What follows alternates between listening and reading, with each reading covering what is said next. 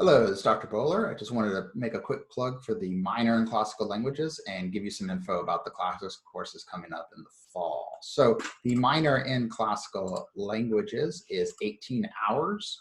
You can see here is 9 hours of language classes, so that's 3 classes, and then 3 classes from the column on the right. Anything about the classical world, some substitution forms can also be done if your particular course about the classical world is not listed on the right. So the 2 intro courses and then 1 course beyond the intro, which is we always have an upper division classics course. It rotates Latin and Greek in the fall.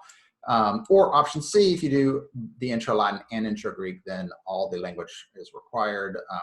The language requirement is fulfilled, and you just have to take something from this side. So that is the classical languages minor. Why should you do such a minor? Well, a couple reasons. The first is it trains your brain. This study of classics, Latin and Greek, was for centuries the bedrock of all education.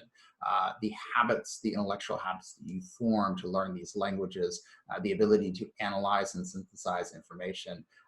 It opened up new worlds, taught you how to teach yourself what you always hear as critical thinking skills, analysis and synthesis, really taking things apart, seeing how they work and putting them back together. So in addition, it gives you access to some great literature and scripture as well. So it's the minor in classical language is very flexible and a great complement to anything that you're doing.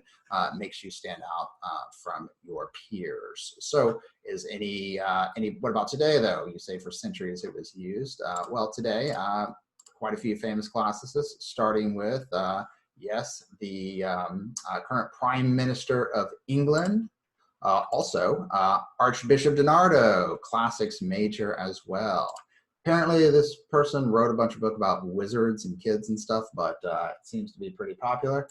And finally, if you've been watching the news at all, Dr. Fauci, who's the nation's chief point man on the coronavirus epidemic, and a man who amazingly seems to unite people on both sides of the aisle in their respect for him, was not a pre-med major, but a classics major. So of course he took pre-med courses as well, but his major was a BS in classical studies. So he credited, in fact, the study of his languages and his liberal arts education to his success as a doctor. In the fall, we'll be doing Introduction to Latin 1, Monday, Wednesday, Friday, 10 to 11. And then Introduction to Classical Greek 1 from 11 to 12. And then the upper division course is the Latin course, the Stoic and the Saint, about whether or not people are able to be happy by themselves.